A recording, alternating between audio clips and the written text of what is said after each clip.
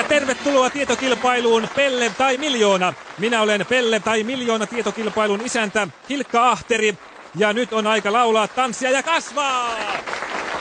Ja meillä on tänäänkin 2 kilpailijaa. Ammatinharjoittaja Ari Taskinen Nelosratikan Päättäriltä.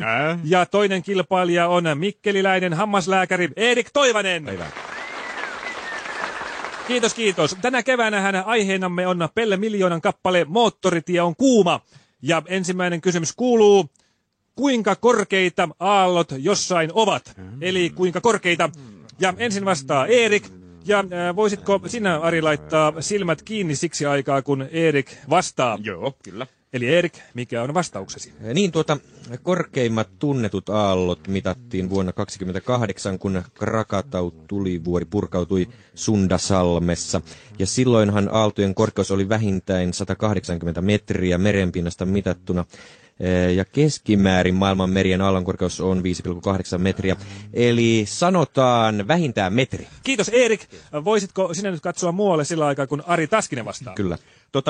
Aallot on jossain 60 metriä korkeat, johtuen siitä, että tuulet ovat suuttuneet. Arin vastaus on oikein, 60 metriä korkeat. Ja Arilla on nyt 1978 pistettä. Ja sitten Pelle tai Miljoona tietokilpailun toinen kysymys. Minkä värinen kuu on? Eli minkä värinen kuu on? Vastausvuorossa on Erik. Voisitko sinä, Ari, ottaa housusi pois siksi aikaa, kun Erik vastaa? Joo, kyllä. Eli Erik, mitä vastaat? Niin, kuun pintahan muodostuu vuorista, kraatereista ja tasangoista, joita sanotaan meriksi. Nehän ovat laavakenttiä, jotka koostuvat rauta- ja titaanipitoisesta basaltista. Ja muut niin sanotut terra-alueet ovat anortosiittikabbroa. Ja nämä aineet saavat kuun näyttämään auringon valossa valkoiselta. Kiitos, Erik. Voisitko sinä nyt panna pyykkipojan nenääsi sillä aikaa, kun Ari vastaa? Kyllä. Niin siis kuu on kuulemma ruosteen punainen ja niin surullinen. Ari, sanoitko surullinen vai surullineen? Ai niin siis, joo, anteeksi, tietysti surullineen. Aivan oikein!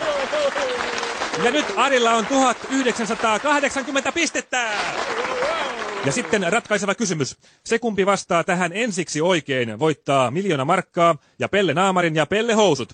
Olkaapa tarkkoina. Moottoritie on kuuman kappaleen kitarasoolon soitti Andy McCoy, ja se on erityisen mieleenpainuva.